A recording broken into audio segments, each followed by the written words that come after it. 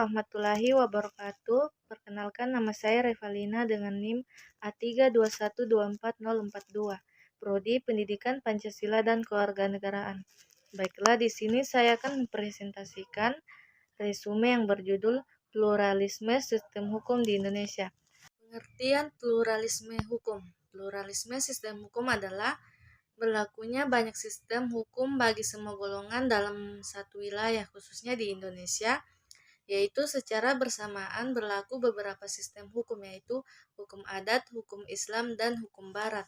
Adapun faktor penyebab berbineka hukum di Indonesia, yang pertama faktor etis, yaitu keanekaragaman hukum adat kita, karena kita terdiri dari bermacam-macam suku bangsa. Yang kedua faktor yuridis, yaitu terdiri dari penggolongan penduduk, pasal 163 IS, dan pengelompokan hukum, yaitu pasal 131 IS.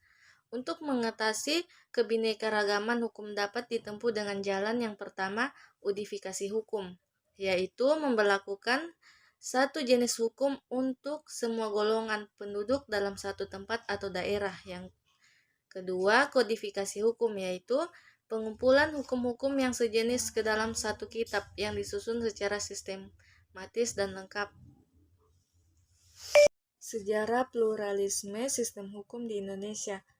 Pedoman politik pemerintah Hindu Belanda terhadap hukum di Indonesia dicantumkan dalam pasal 131 IS yang menggantikan RR pasal 75 yang pokok-pokoknya adalah pemerintah kodifikasi.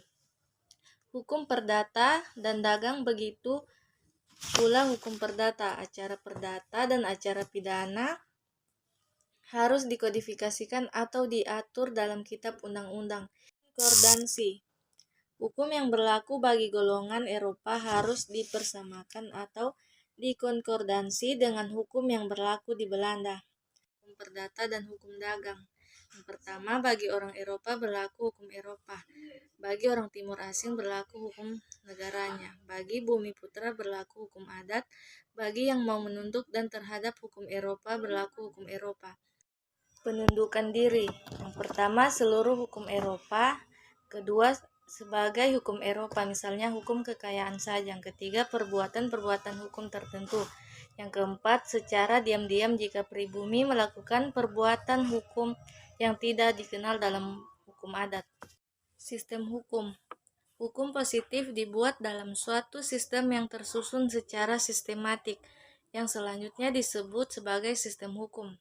Di dunia ada banyak sistem hukum, diantaranya yang terbesar adalah sistem hukum Eropa kontinental. Yang kedua, sistem hukum Anglo-Amerika. Yang ketiga, sistem hukum Islam. Yang keempat, sistem hukum adat. Asal-usul Eropa kontinental. Dulu ahli hukum Yunani mengatakan bahwa yang disebut hukum adalah yang tertulis dalam kitab hukum. Asal-usul Saxon. Dulu ahli hukum di Inggris mengatakan bahwa mustahil semua hukum dapat ditulis. Biarkan hukum berkembang sesuai dengan kebiasaan masyarakat, karena tiap hari hukum bisa berubah sesuai dengan tuntunan zaman.